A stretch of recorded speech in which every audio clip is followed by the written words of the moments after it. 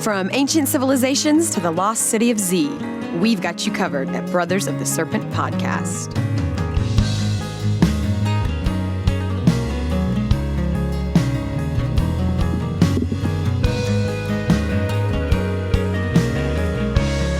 Welcome back, ladies and gentlemen, boys and girls, angels, demons, and monsters and serpents to Brothers of the Serpent podcast, coming to you not live from the 10 by 10 by 10 candy cube of science, nestled amongst the dusty bones of an ancient seabed, high atop the Edwards Plateau. I think we have a good show. We are going to try to sort of give a broad brush overview of everything.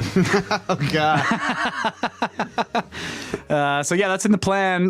Basically, we had some requests to sort of to sort of help lead people to the rabbit hole and maybe down the first few turns so that from then on, they're too lost to get back out, I think is the idea. So we're going to try to do that. It's kind of hard to do with this topic.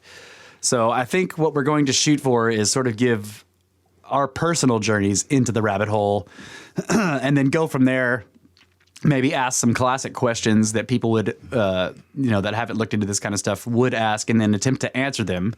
We've had plenty of conversations with people about this kind of thing, so we probably should be able to do that. But first, before we get into all that, I should introduce our good friend and longhead from deep beneath his space station, far out in outer space, somehow on the opposite side of the planet, the antipode of the tangent cube in his 3x3x3 cylinder of space, Mr. Brett England, the Watcher. How you doing, buddy? What's going on? How's it going, fellas? No, I'm really excited to see how this goes because the question itself is like, so what out there is like mysterious? All of it. Yeah. What's wrong with the standard model? All of it. Yeah. Yep. It's gonna be a challenge, but. Challenge accepted. Yep. Right? Okay, as always, we have space weather news. Chance of storms. NOAA forecasters say there is a 60% chance of G1 class geomagnetic storms on January 24th when a stream of solar wind is expected to hit the Earth's magnetic field. The gaseous material is flowing approximately 600 kilometers per second from a hole in the sun's atmosphere. Arctic auroras are likely this Thursday. Also, a meteoroid hits the moon during lunar eclipse. On January 21st at 4:41:43 UT, a meteoroid slammed into the moon. We know because many amateur astronomers witnessed or photographed the explosion. A guy whose name I can't pronounce was one of them. He captured the fireball from Boa Vista, one of the islands of Cape Verde. As I was sorting through my pictures of the eclipse, I was trying to avoid images with dusty specks or hot pixels, says this guy with this name. Upon closer inspection, I realized that it was no hot pixel. It was a flash of light on the moon, and other astronomers had photographed it as well. So, at least a dozen reliable still images and videos of the impact have surfaced so far. Analyzing a sharp image taken by Christian Froschlin of the Netherlands, geologist and amateur astronomer, Justin Cowart has estimated the selenographic coordinates of the impact site, and the coordinates are given here. This puts it just to the west of the lunar crater Lagrange H. NASA's Lunar Reconnaissance Orbiter may be able to use such coordinates to target its cameras and photograph this brand new crater. Meteoroids hit the moon all the time. Literally, NASA has been observing the impact flashes since 2005. Recently, other groups in Europe have joined the hunt. Flashes are typically observed once every 2 or 3 hours of observing time. Impactors range in size from softballs to boulders, liberating energies equal to tons of TNT when they strike. The rare thing about this strike is that it was photographed during a full moon when lunar glare usually overwhelms the glow of any fireball. During the eclipse, however, Earth's shadow turned lunar day into almost night for an hour, allowing the fireball to be seen. That's freaking really awesome. Cool. Yeah. Yeah, the eclipse was freaking cool. Like, I didn't stay outside the whole time to watch it, but yeah. watched it for a little bit when it first started, and then I would come back and periodically check on it. And then like I come out there and bam, all the stars were out and it was freaking dark. I was like, ah. Yeah. And then the moon was like going through this amazing hue shift that was Yeah. just fantastic. It was Pinks awesome. and purples and oranges and reds. It just, God, it was beautiful. Yeah, it was really cool. But when it was first starting, I was like, oh my God, that looks like, you know, it's got some kind of like goatee infection like growing up its chin. I'm just like, I was trying to imagine like, you know, what ancient peoples that have, you know, no idea. Like now it's like, oh, well, you know, the Earth's shadow and blah, blah, blah. Right. But if you didn't know any of that and you were watching this, now granted, it happens twice a year. So if you live outside, you see it twice a year pretty much. Yeah, Maybe. twice a year something eats the moon. Right. It would just be weird. Like the way it first starts, it's like creepy, you know? Yeah. Yeah. I think solar eclipses are probably far more terrifying because like everything is actually dark, right? And that's really scary. Yeah. I can imagine. And then of course the sky turns insanely weird looking during the full eclipse. But even if you just see it pass over part of it, you're like, oh my God. Oh my God. Like, because you're like terrified that the sun is going out. And you know that everything's gonna die if that happens. That one's definitely going to be more freaky because it doesn't happen very frequently, you know? Right. Yeah. It's pretty rare. Right. And they're also very quick. Like if you took a nap, you'd sleep right through it. I mean, you might not even know. Or if you were in the deep forest, you know, it would just get dark and you're just like, wanted to get dark. Or if it's cloudy, you just have no idea. Yeah. It would just suddenly get pitch black and you think the storm is going to be bad, but it's just regular clouds and a solar eclipse. Excuse me. So yeah, that's super blood wolf moon with golf balls. It's basic space weather news. See, we're working on our ability to sort of like shrink things down into the basics here. Super blood wolf moon with golf balls. Space weather news. Okay. So remains of ancient life found beneath Antarctic ice. Oh yeah. Researchers say they have discovered the. Sorry, I always forget to do this. This is www.ctvnews.ca. So researchers say they have discovered remains of ancient life undisturbed for thousands of years buried below the ice of an ancient Arctic lake. According to a press release by scientific journal Nature, the Subglacial Antarctic Lakes Scientific Access (SALSA) mission discovered the remains. The SALSA mission discovered the remains of creatures in Antarctic subglacial Lake Mercer, a lake covered by 1,067 meter thick sheet of ice, which is 3,500 feet of ice. Yeah. I just did that calculation in my brain after I did it on my phone. SALSA scientists used a high-pressure hot water drill to cut a small channel through the ice to the lake, which had lain undisturbed for thousands of years, until now only seen through ice-penetrating radar. While cleaning lake mud... There we are with the IPR again. Yeah. While cleaning lake mud off of a temperature-measuring instrument pulled from the water, scientists discovered fragmented remains of creatures that had lived in the lake thousands of years ago. Though researchers say they were not expecting to find anything more complex than single-cell microbes, in the mud they found the remains of tiny crustaceans, tiny invertebrates called tardigrades, as well as specimens that likely come from plants or fungus. They theorized that the creatures likely inhabited ponds and streams in the nearby Transarctic Mountains, which pass 50 kilometers south of the Lake Mercer, and may have washed into the lake during brief warm periods when the glaciers receded. Figuring out when and where the creatures lived and the type of environments they needed to survive would increase our understanding of how Antarctic's glaciers moved, receded, and grew in cycles between ice ages, scientists say. The team now plans to carbon date the remains to try to determine more precisely how long ago they lived, as well as attempting to sequence their DNA. 12,000 years ago! That'd be freaking awesome, right? Yeah. All right, the Watcher says tardigrades, also known as the water bear, are microscopic animals which can survive in many extreme conditions, including space. Related. Speaking of science, the invincible tardigrade, already a weird animal, is full of DNA stolen from bacteria. So this is the one I was telling you about that I've watched videos of this guy, right, of these little things. Oh, yeah, yeah. And how they move around. Yeah, they have a picture of him here. He's like the little fat... Yeah, like little fat, like a caterpillar looking thing. Yeah, but he's got little arms. Yeah, they're funny looking. Yeah, but if you watch videos of them like doing stuff, you can. It's so strange how you can relate to even something like that. Like you can see him struggling with shit, and he's Yeah. like, "God dang it, get this thing over here!" Wow. And then he loses it. He's like, "No, come back!" Right? It's like you can totally identify with it, just even though it's like a single-celled little. Yeah. It's badass. I love watching videos of those guys trying to like do stuff in their little microscopic world, and I'm like, I totally recognize the problems he's having. Yeah. Tardigrades. This thing won't do what I want it to do. They're always Damn late. it. They're always late. They're really fat and they can't move very fast. They look like a six-legged, like no-headed version of the Stay Puft Marshmallow Man, basically. Yeah, that's right. They have little pillow heads. Yeah. All right, is that it for the news? That's all the news I got, man. All right. Well, I was going to say that was a spicy news story. Yeah. All right. So on to the main topic here, which is everything. Oh God, here we go. Well, not quite everything. We discuss a wide range of topics on this podcast, but by far the most discussed topic is Pyramids.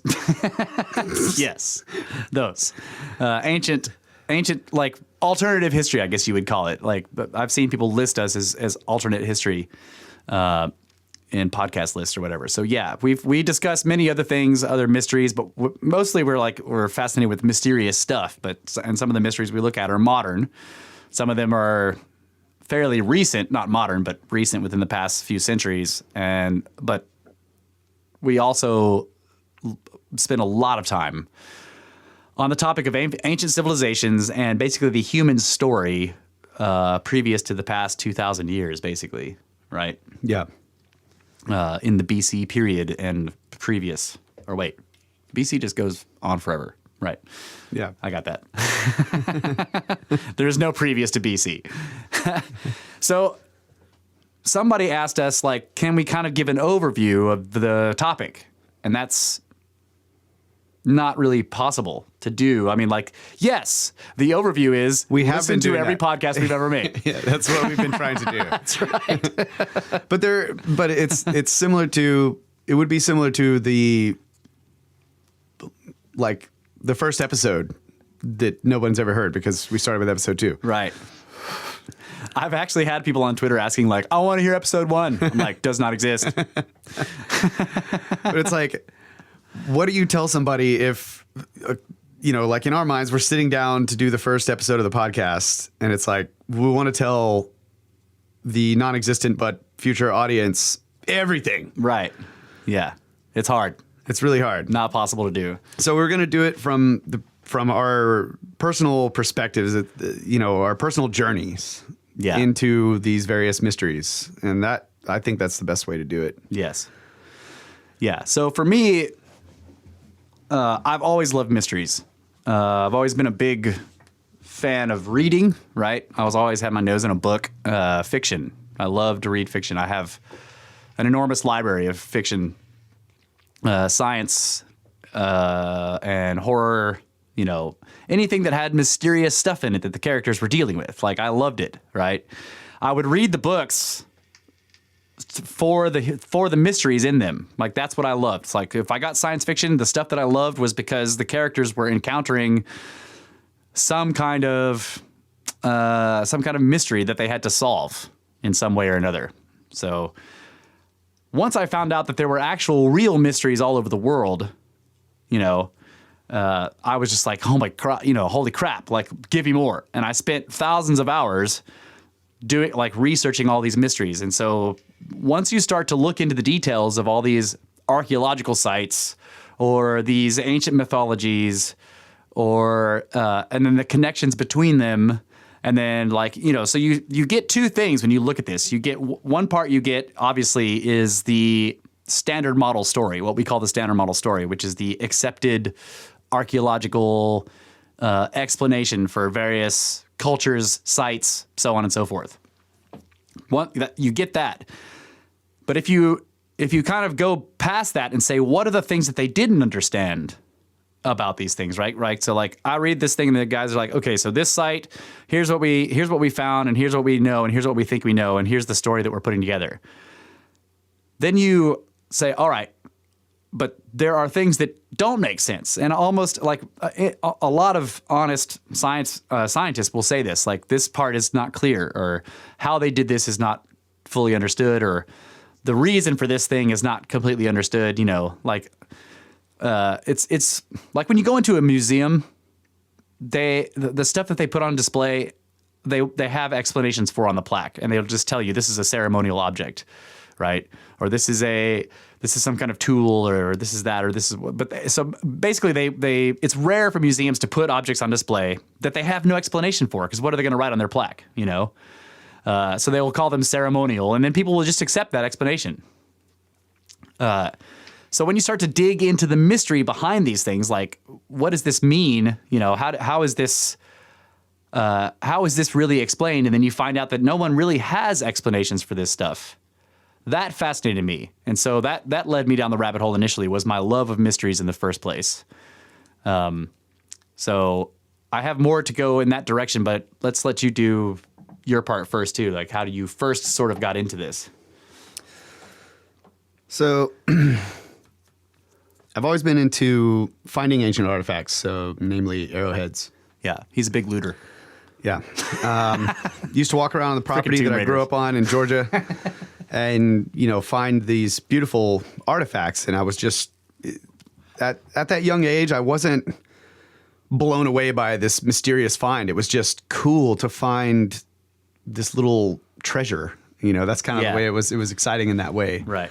And then as I got older and started to realize, like, well, these things are really ancient, and they were left behind by people and created, you know, then it became more and more fascinating to go explore the land and see, like, where the sites were, and imagine that these people lived here and what was their story, and how did this tool leave their hands and come to be here. So it was always like, you know, sort of like the Indiana Jones thing, like seeking out this buried treasure or whatever, right? It was always like my thing. I love the idea of finding buried treasure. And so sites like the Great Pyramid, these big famous monuments that were left behind, those were cool to me too, but the story had been told. You know, I'd always heard, oh, well, there were tombs and there was no treasure in them. There was all the story about how, you know, how they were built and who built them and why. And so it didn't really hold this incredible mystery in my mind, because I had always just learned the stories and known and assumed that that's what we knew, and that was true. And I remember one time we were looking at the pictures of the pyramid and the structure on the interior, and I was like, yeah, well, they were just tombs. And you were like, well, they never found anybody inside these. Like, when they first broke them open, like the first guy to break in there didn't find anybody. And I was like, what? I was like, yeah, none of the Great Pyramids, they didn't find anybody. Yeah. And I was just like, what? And so I like... What? Right. So there's a lot of arguments that people have, like, oh, well, you know, they were looted in antiquity and blah, blah, blah. But the more you dig into it, if you really, you know, I was curious, so I dug into it more and more. And it just there doesn't seem to be any way that anybody could have looted and left it. Like, whoever looted it, if it was looted, were possibly the builders of it. So why would they do it? Yeah. Because they'd put it back together in ways that, you know, the more modern people that finally blasted in there with picks and dynamite and whatever. So it's like, I start to think about what are the possibilities. There are weird tunnels cut through the rock in the Great Pyramid, but they don't go anywhere. They don't go anywhere to the outside, and they're completely locked inside the pyramid. So it's very strange.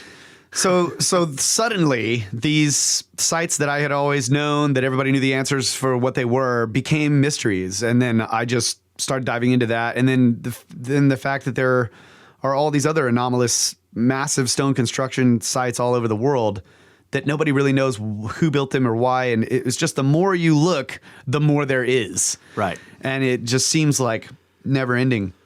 And it started to really wipe the slate clean in my mind of all of the stories we've been telling ourselves about who we are and where, you know, how the development happened, I can no longer sign on to that story, and therefore all of it becomes a fantastic mystery. And so that's kind of, plus I was, you know, raised Christian, and we had studied the Bible, which is, you know, a book full of ancient texts written by various different people throughout the ages.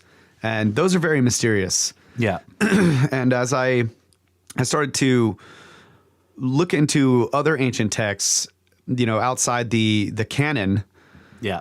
I was just blown away by some of the things that are said in these ancient texts, and how they correlate to these other stories and start to sort of make more sense out of the, you know, the canon of the Bible. And going back to, you know, the Egyptian mythology and how that connects, and all these ancient texts that I just dove into. And like I had talked to you all about that site, sacred-texts.com. Yeah. I just would like go through there and just read all these different things, and they're all seemingly connected to me. And that's a huge mystery. It's like, where did all this knowledge come from? Like, how, you know, we've been passing it down. It's just, so never ending rabbit hole there. So that's how it really, Yeah, comparative mythology was a big one for me too. When I when I had gotten my fill, like when I had basically gone online and was like, okay, show me every mysterious ancient site, show me every mysterious ancient culture, show me every mysterious ancient place, show me every mysterious ancient artifact, right? And I had done all the reading about all that stuff. Then, of course, going through all that reading also leads you into seeing the mythology in some cases or in some places from various cultures. And I started to see similarities across cultures and across thousands of years, if you're going by the standard model, from when these cultures existed or when this particular artifact or story was told. You know, so you're like, okay, wait a minute. These people on the other side of the planet are telling a very similar story, or a story that has a whole lot of elements that are the same as this story from this way entire over here. other continent across an ocean. Yeah, it's thousands from a different of years. time period. Yeah, totally different time period, and some seemingly completely disconnected. So that led me into comparative mythology, where I started to look at like all of these. I went through the major myths, you know, and you have the Ennead, which are the 9 gods of Egypt, you know, and that's a. First of all, anything you say about Egypt is. You can't say that this is Egypt had this or Egypt had that, because Egypt lasted for freaking 2,000 years at minimum, you know, probably more like 4 or 5 or 6,000 years. Like that culture that we call ancient Egypt is incredibly long, you know. So if you think of Western civilization, both old world and new, the beginning of that culture was ancient to the end of it. Right. In other words. Yeah. That's right. It's just but it's also like the whole thing, like that Cleopatra, who was a Hellenistic Egyptian ruler, is closer to us in time than she was to the Great Pyramids. You know, yeah, and according to the standard dating of right. If you take just the standard dating of the pyramids, that they were basically 4,000 BC or so, the Great Pyramids on the plateau. She is closer to us than she is to the building of the pyramids. That is a huge span of time, right? And she was a ruler at basically the end of what we think of as being Egypt, the dynasty period.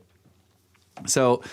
You can't just be like, so Egypt was this, because that's impossible to say about something that lasted for 4,000 years. It went through drastic changes all through it. So, but basically the Ennead was the 9 gods of Egypt, and then you have the 9 gods of Olympus, right? And then you have the Nordic pantheon, the whole Odin and all those guys, and you have the Chinese gods and various spirits and dragons and everything like that. All the different Asian cultures and their gods and stuff. Like Japan has hundreds of what they call uni, you know, god spirits, or it doesn't really translate properly. But once you start to see all these things and you start to recognize that there are these similar stories couched within these different cultures, and that takes a while to see in some cases, because there's a lot of detail. Like in India, you know, India is also a very, very ancient culture. And it has thousands of deities. there are like very few big main ones, like the top ones, like Indra, Rama, those guys or whatever. But there's just thousands of characters, but you start to recognize similarities, like the Sumerian deities, the Egyptian deities, the ancient Greek deities, the Roman ones. Like everyone knows that the Greek and Roman gods are basically the same. Jupiter is Zeus, and right, you go back and forth with those. So it's that same thing, even though those cultures directly overlapped both physically and in time. When you recognize that the same thing seems to be happening mythologically with all these stories across the world, you're like, wait a minute. Okay, I understand how mythologically Rome and Greece overlap because Rome just conquered Greece and then they sort of like appropriated everything, right? Mm-hmm. But how does that overlap with Chinese stuff? Yeah. Or overlap with like the Sumerian stuff, you know? Well, they're like, well, the story is that the Sumerian stuff went to the Egyptians and then the Greeks took over Egypt and the Romans took over Greek, the Greeks, and right? So you can stack all those Mediterranean stuff on top of each other, but it starts to get harder to explain when you start to see these things around the world. And yes, like the Watcher's pointing out, the stuff in South America, Central America, and Mexico, and possibly North America as well. Yeah, the Olmecs, the Incans, the Mayans. Yeah. So the next thing you have to look at is pyramids. Okay. We talk about this all the time on the podcast. We have all these jokes about, giant triangles around the world. Why was everybody building pyramids? Because they were the easiest structures to build. Right. I mean, when you stack rocks up on top of each other and they're going to last forever. Right. But everybody around the world for a certain period of time, it doesn't matter what time, but at some point in time, all over the world, pyramids were built, right? Yeah. Now, the standard model spreads them out and like divides them by New World and Old, and then says that, and then tries to put them in some sort of chronological order, like the small, crappy ones to the big, great ones. But even their own story doesn't tell that story. The Great Pyramid, or basically the pyramids on the Giza Plateau, which include the Great Pyramid, the two other ones that are there, are some of the oldest in Egypt. You can't say that those were, even though they are the pinnacle in terms of like awesomeness, they are also some of the first built. Yeah. So that right there, if you're inclined to study mysteries, that right there should give you a clue as to the idea here that we're looking at, that like something other than the story that has been built that we've been told is going on. Like the best pyramids are also the oldest. Yeah. They happen almost at the very beginning of Egypt's history that lasts for 4,000 years or whatever. It was, according to the standard model, built in the 4th dynasty of the Old Kingdom, which puts them at the very beginning. The Old Kingdom is the beginning of ancient Egypt, and the 4th dynasty was like a few hundred years into its, So anything before that they call pre-dynastic. And according to the standard model, pre-dynastic Egypt was basically, sort of advanced butt flap guys, right? Yeah. And then all of a sudden, bam, they're building giant triangles all over the place and huge temples and they have a complete pharaonic culture, and the hieroglyphs just show up out of nowhere. They completely fully realized with, and they're cutting gigantic stones and dragging them halfway across the world, and you're just like, all right. What's really going on here? Yeah. And that in the end is the question that we ask all the time on this podcast. What is really going on? That's really the question. And what's interesting is if you start to dig into the archaeological papers, rather than reading popular news stories, okay, popular news stories are trying to tell you like something awesome was just discovered or whatever, and then they're going to give you a quick, brief standard model explanation. Right. Okay. They're not going to, just the way popular news stories go for some reason, they don't ever, unless they're telling you like scientists were baffled by this thing, but they're about to understand it. That's usually how they explain it, right? Or scientists were baffled by this and it was completely unexpected, but they're able to explain it completely right now. That's usually the way those stories go. But if you sort of dig it, if you look at the papers themselves, or even some of the quotes from the scientists, they'll be like, well, this completely surprised us, or this was unexpected, or, and once you start to see that enough, you're like, okay, everything is unexpected. In certain places, astronomy, this happens a lot. Things that were completely unexpected that they find. And in archaeology, it happens a lot. So you're looking at this stuff and this is totally unexpected, or things keep getting older. They keep finding things that are older, right? Yeah. And so something like, I remember before a site called Göbekli Tepe, which regular listeners of the podcast will know about, but for anyone who's new, Göbekli Tepe is, as of now, one of the oldest known monumental sites in the planet, on the world, that's been found so far, right? It's placed right at the end of the last ice age, which makes it about between 12 and 10,000 years old. Yeah. The next one is 6,000 years after that. Right. So before Göbekli Tepe was widely known about, like they've been digging on it since the 90s, but before it was sort of published and widely known about, you would have been ridiculed for suggesting that there was anything like that anywhere in the world. And people regularly were. I frequented forums that talked about mysteries. And on the archaeology sections of these forums, there were always people in there who were skeptics and quote unquote, and they were in there to tell you were full of shit if you're talking about any ancient civilization. And they would ridicule you if you talked about anything older than Sumer. Yeah. And then Göbekli Tepe is found, and then immediately everybody's trying to say, "Oh, we know this. We totally understand it. It's built by these people, and we know exactly what was going on." And you're like, "No, you don't. And no, you don't. And no, you don't. And no, you don't." Right. And they're completely isolated, by the way. They're just an anomaly. Right. Right. It's just an anomaly. It just appears out of nowhere right at the end of the ice age, and then it just vanishes. Just one small little butt flap culture just suddenly decided to cut huge blocks of stone and stand them up and carve them and right. whatever. And into an enormous site, which only less than 1% has been uncovered. Yeah. And then they buried it all on purpose and made it, and it was such an enormous place that it actually made a man-made hill that for thousands of years afterwards, everybody just thought was a hill. Yeah. Potbelly. And then they just disappeared, right? Sounds familiar. And the reason it sounds familiar is because that's all over the world, and we'll get into that after the break.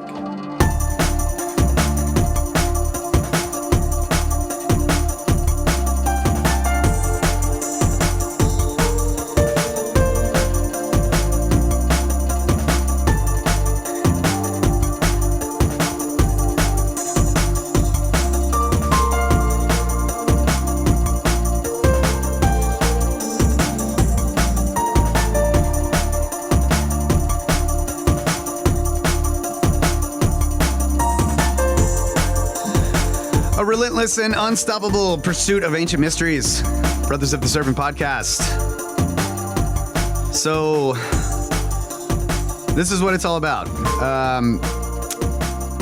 The thing about the standard model is it will have you believe that there are not very many there are not very many mysteries in the things that we found. And it's, to their credit, they're trying to put a story together that's incredibly complex. And I'm talking about archaeology here. So it's nice to have a story, but what I wish was more the case is that they would say, here's a possible story, and make that more understood by the public, that this is just a possible story. Yeah. Right. We don't have all the answers, but that's just not the way it's delivered. And that may have a lot to do with, journalism on the subjects. Yeah. But there are a lot of interests involved in telling the story. And that's another, when you realize that, and you can find that information just there's a lot of authors out there that talk about the controversial aspects of the stories that are being told about the ancient sites that have been found. And there's just a lot of, it's like people get trashed if they go against the standard model. Yeah. So there's a lot of pushback against changing the story. And I mean, not just trash. You can lose your ability to get grants. You can be ostracized by your peers. Yeah. They'll think you're kooky if you're looking at alternative ideas that sort of upend the archaeological story that's been told. Right. So it is very, very, very difficult to buck the system. And this is, as in many other systems. It's just hard to go up against it, you know. Like one good example that I can just throw out there real quick is that sort of encompasses a lot of this of what we're talking about. For a long time, mythological stories, what we call mythological stories now, were considered to be true by everyone.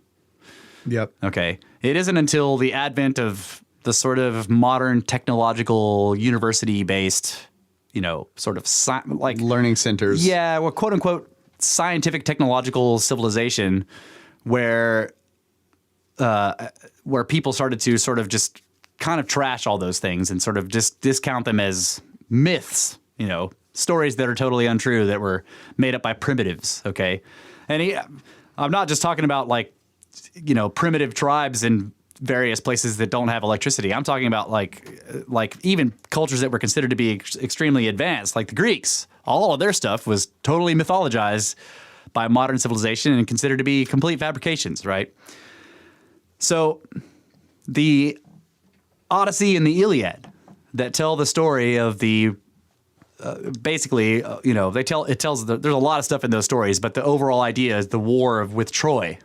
Okay, it was considered completely mythological. Like for a long time, that story was considered to be true history. Okay, there was a lot of interesting, strange stuff in it that we still think of as fictional now, but for a long time, that was a true story to people. And then you get into the modern technological age, and it was just totally like, oh, that's bullshit. It never happened. There's all these gods and nymphs and freaking cyclopses and sirens, and it's just magic. It's crap, right? It's this giant myth. It's a fiction.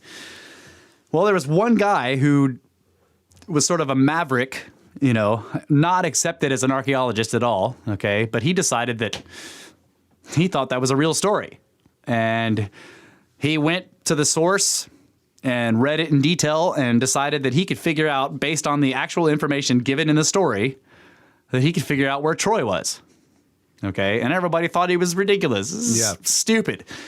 And this guy went out and found Troy. Yep. And I mean, dug through multiple layers of civilization in this one a place out there that was an ancient ruined place, and it was a known ancient site. You know, it had stacks and layers and layers and layers of ruined civilizations on it, but all the top layers were sort of primitive. He dug down and down and down until he found advanced stonework. Yeah. And it was like basically shown to be the basic layout of Troy that was given in the story. Okay, and then he found catacombs and all kinds of crazy stuff there. And eventually, after a long period of he's publishing and he's writing people letters and they're just ridiculing the hell out of him. And it's, oh my God, he doesn't even know what he's doing. And it's not Troy. But eventually it had to be accepted by the scientific community, by the archaeological community, that is actually Troy and that story was real.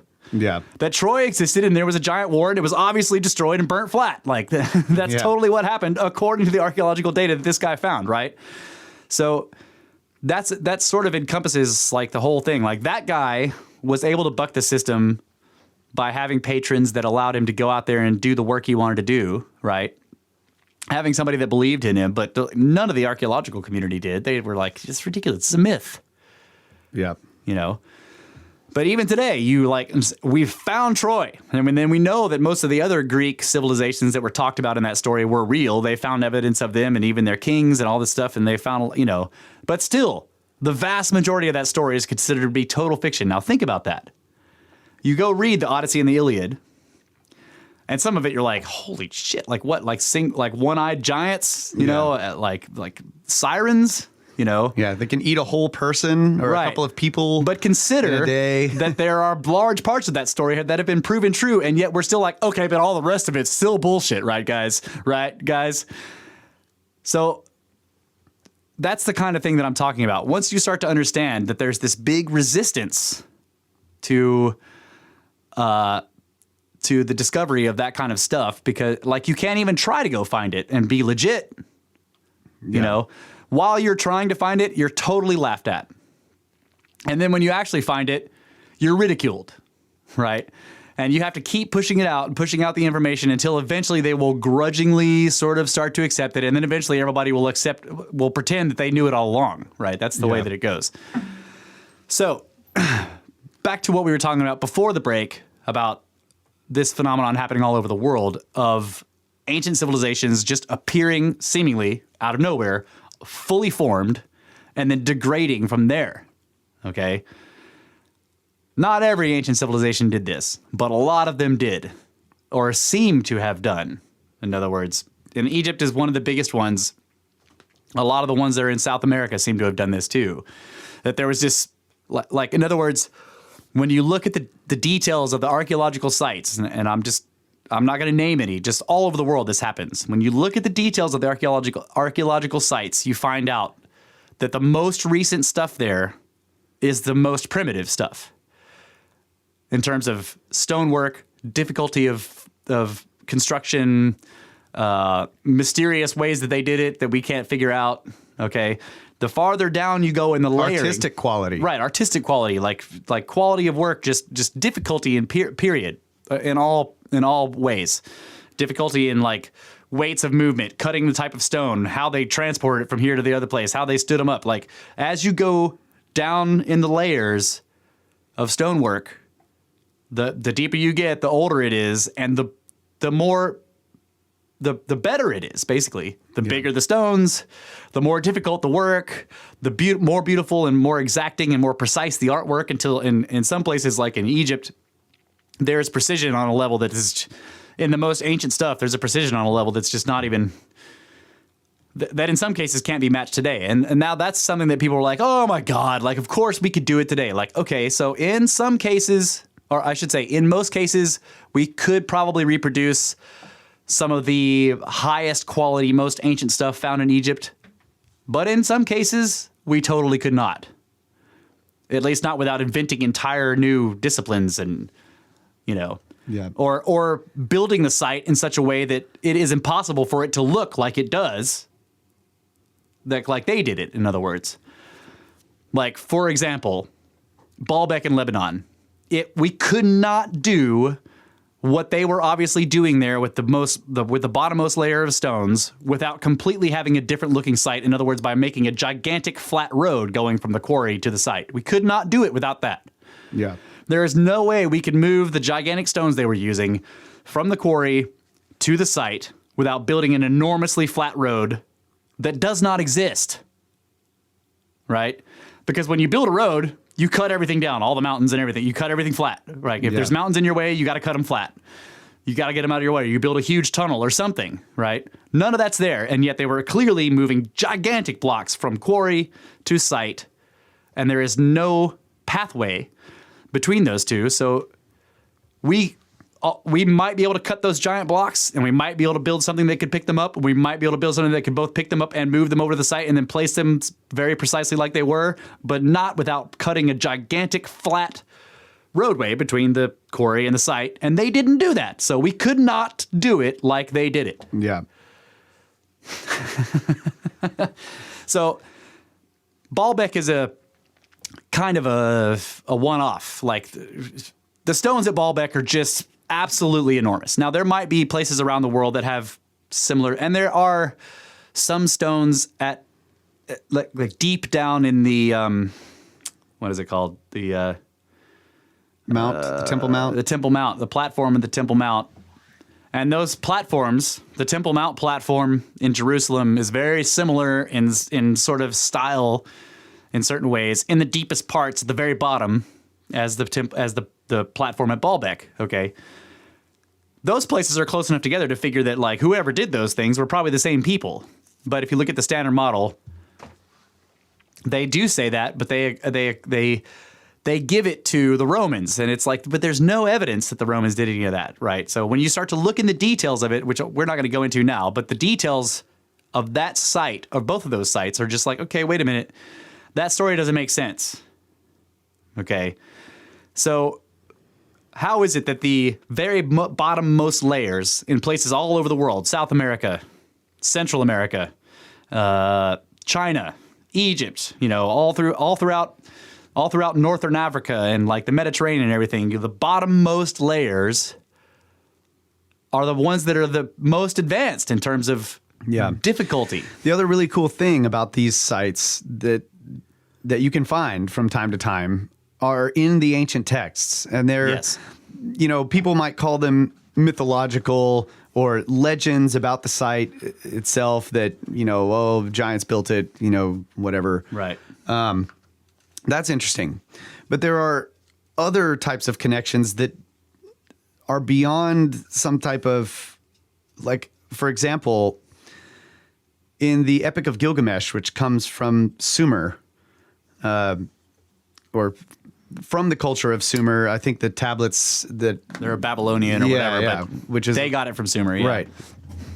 In that story, they talk about the area where the gods had built some stronghold, and there was this massive creature there that protected the land of the gods or whatever, Humbaba. Yeah. And he lived up in where the great cedars were, Yeah. and that's Lebanon. Yeah. And Baalbek is there. Right. So it's like you have this. By the way, the standard model attributes Baalbek to the Romans. Yeah. And there's a really good argument against the platform that the Temple of Jupiter is built on, that it is not Roman. Right. So, in other words, the Temple of Jupiter is totally Roman. right. And there's a lot of evidence for that. But the platform, the giant stone platform that it's built on, is not. and because that's it's yeah. and that's Baalbek, and this is Right. where these massive stones we're talking about. Yeah. So there's this 6,000-year-old culture that has way pre-Roman. Way- way pre-Roman. that has this legend where the guys in the story, whether it's a fictional story or not, are talking about these gods that live over here that have built all this crazy technology in this place in Lebanon where these cedars are. Yeah. And this is right near the site of Baalbek. Yeah. So it's just like little connections like that you find. And Yeah, and that's a with good point. That even if it's fictional, it doesn't matter. Like if it's a fictional story, like every fictional story has lots of true stuff in it, right? Right. You can read mystery Like novels. we watch movies all the time that take place in real places. Yeah. And the story is fictional. The characters are fictional characters, but they are in LA. Right. They're in New York. Right. And those are real places. They go into buildings that really exist. Yeah. They have jobs that are real jobs. Yeah, that exactly. positions of jobs that are actually held by real people that really do that kind of stuff. Yeah. So it's a similar thing. But another one is the Temple Mount. That area is, in the legends is like, it's extremely sacred. They call it the navel of the world. This is where the gods first came down. Yeah. And there's these stories in the apocryphal texts about these guys who came down, and basically if you break away all of the religious context to the story, it's like a group of officials Yeah. break from their government, right? That's basically set all the rules for what everybody's going to do, and they come down there and they build a city there. Yeah. And they establish like a stronghold. Yeah. Right. Now this is where the Temple Mount is, and you Yeah. go down there and there's these and it's the guys that are doing this, these officials have their characters have roots in greater antiquity. Yep. Leading back to Sumer once again. There's just so many of the characters are similar. Like the guy who's running everything, is a lower official back in Sumer. Like he's not the number one guy. Yeah. Right. But Yeah.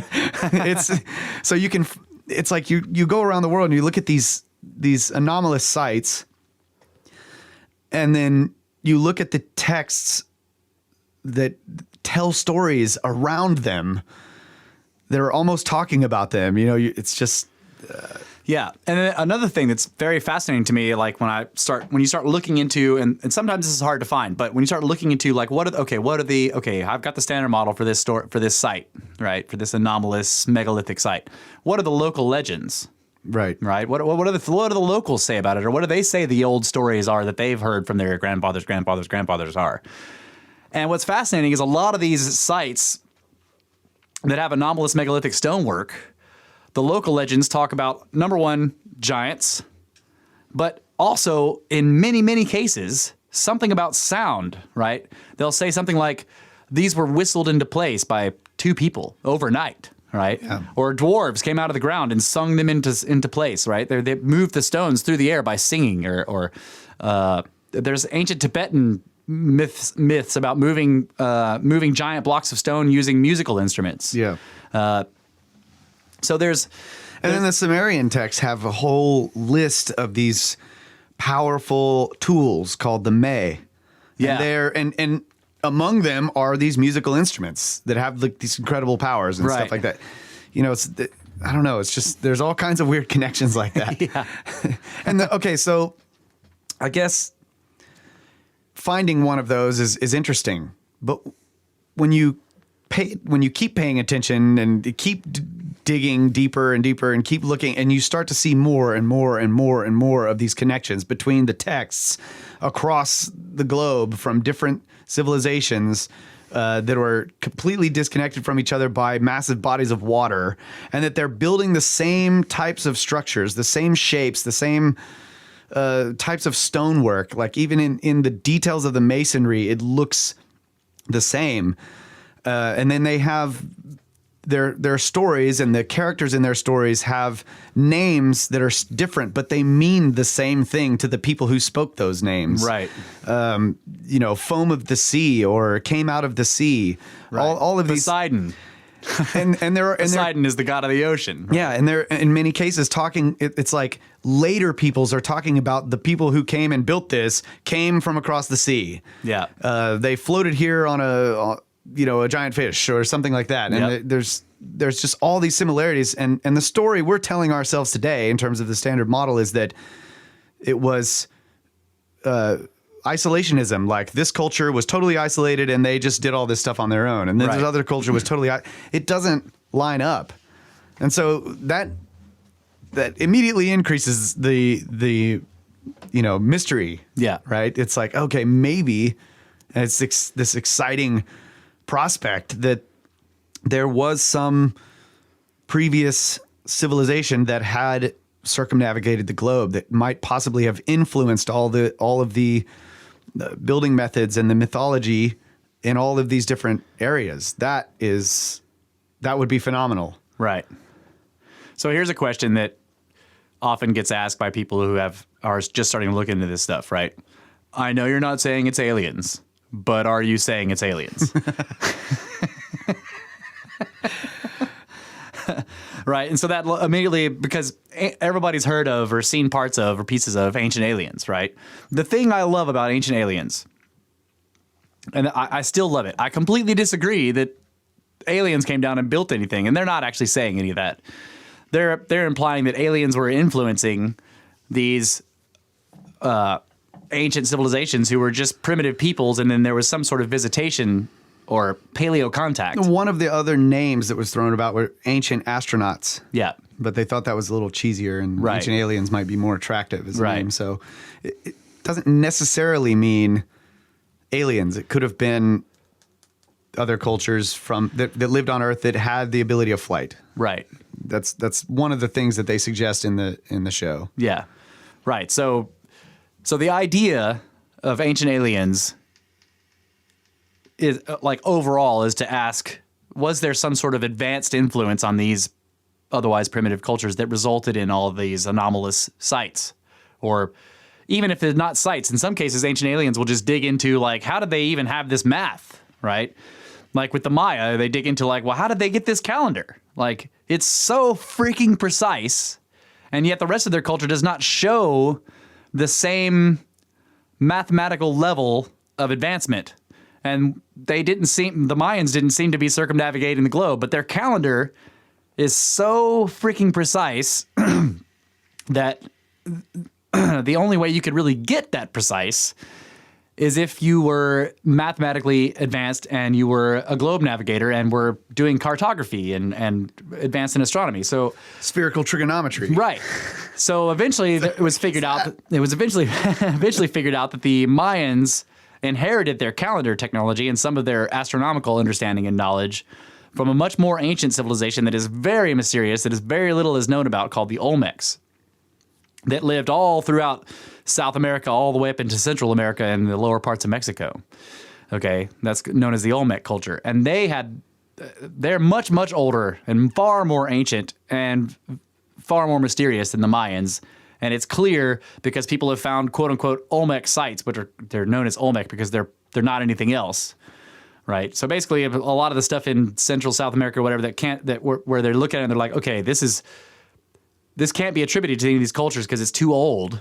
It's just Olmec, right? This is the Olmec civilization. They found the same calendrical data in the Olmec civilization stuff as what the later Mayans had, right? And some of the other civilizations around there too. The Toltecs, so on and so forth. But so you see that this, like, the Mayans are fairly recent. You know, they were still around when Europeans started showing up. Okay, they weren't all gone yet. Yeah. But so what it starts to look like is that what we think of as the Mayan civilization is actually, like, parts of it are very advanced, and that's because it was a legacy of a previous civilization that itself may have been holding a legacy of an even earlier and far more advanced civilization that we still don't know anything about because their story is so scattered. And that leads us to, so you get all the way back to, like, you have the Sumerians, which are the accepted, right, the oldest civilization in the world or whatever, the oldest city building, urban civilization. Right. So they found some Central and South American places. I can't remember where they were specifically. Doesn't matter. The point is that there are pyramids down there basically that are just about as old as the Sumerian, 5,000 BC, right? Sumerians are supposed to be 6,000 BC or so, 6 to 4,000 BC. There are places down in South, and there are sites in the Americas that have been found that are that old now. Okay. But then when you start talking about before that, well, there's one pyramid down there somewhere that's got a lava flow on top of it. Part of it's covered partially in lava, which has been geologically dated to like 8,000 BC. So nobody ever talks about it, right? That's impossible. But the point is that there's this long gap, and then you have Göbekli Tepe. And now some other sites may be emerging. Göbekli Tepe, by the way, is in Turkey, or it's right on the border of Turkey and something. I can't remember what the place is. But there is also a place in Indonesia called Gunung Padang that has been dated, the lower levels of it, like what basically they drilled down, they did a core, and they took dates, and like the whole the whole hill, sort of like Göbekli Tepe, is constructed. It's artificially built.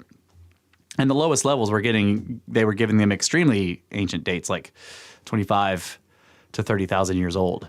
Yeah. Okay, so that may be older than Göbekli Tepe, but that still needs a lot more research. Göbekli Tepe is fairly well accepted, and the dates are pretty rock solid according to the standard model, and everybody has sort of grudgingly accepted, okay, this happened right at the end of the catastrophic period that ended the last ice age. Okay, so the last ice age was highly destructive at the end of it, and there were two destructive periods with a long destructive period in between. Like there were two enormous destructive things that happened. One that seemed to end the ice age, and then everything refroze real quickly, and then there was 1,000 years of all kinds of volcanoes and earthquakes, and everything was horrible, and then there was another incredibly destructive event that ended the ice age for good. About 1,000 years later, you have Göbekli Tepe, or the end of it, at least, right? Yeah. So the thing about these global cataclysmic events is that they're ELEs in other words, they're extinction level events. They wipe out all kinds of life all over the planet. The other thing is that they're so destructive, geologically speaking, that any advanced civilization that existed previous to that would have been almost completely erased. Like giant cataclysmic events totally erase entire giant areas of the globe and rewrite waterways, totally change climates, the ocean. There's even some talk about the anomalous period at the end of the young ice age, shut off all of the ocean cycles for that 1,000 years, and then they suddenly restarted at the end of it, right? So you have these, and then you got huge tidal waves rolling across the planet, earthquakes that are of a magnitude beyond anything we've ever experienced or can even imagine.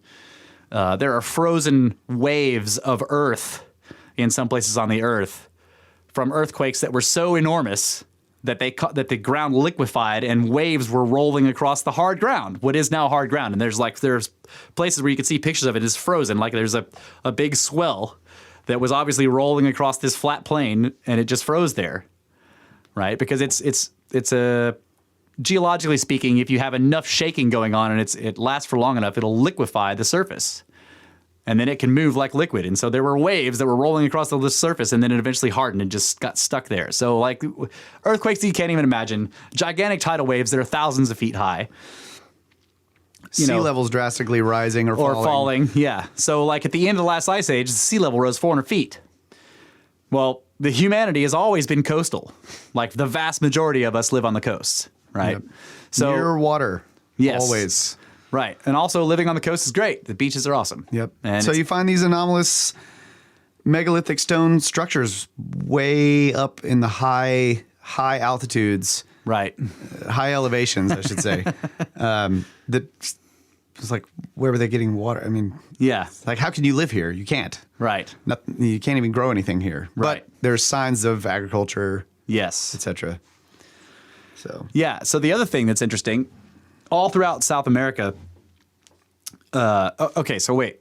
Before I get to that, let's talk about the triple A's. Right. The 3 A's of ancient civilizations: astronomy, architecture, and agriculture.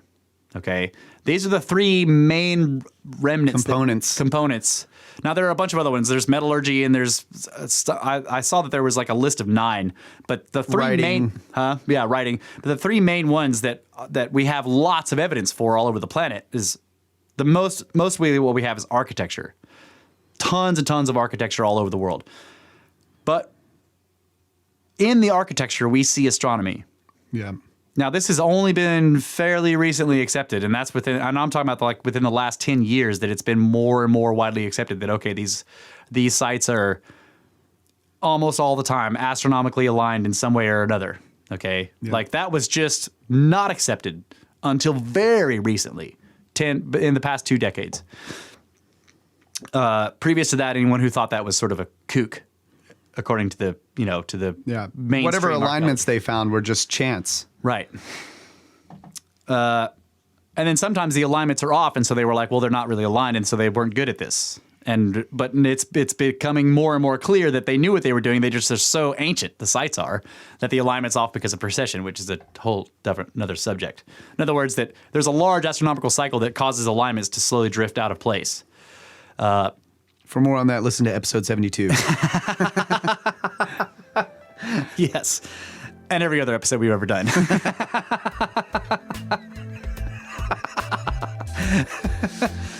So the third one, though, and this is the one I want to talk about, is agriculture. And we will get to that after the break.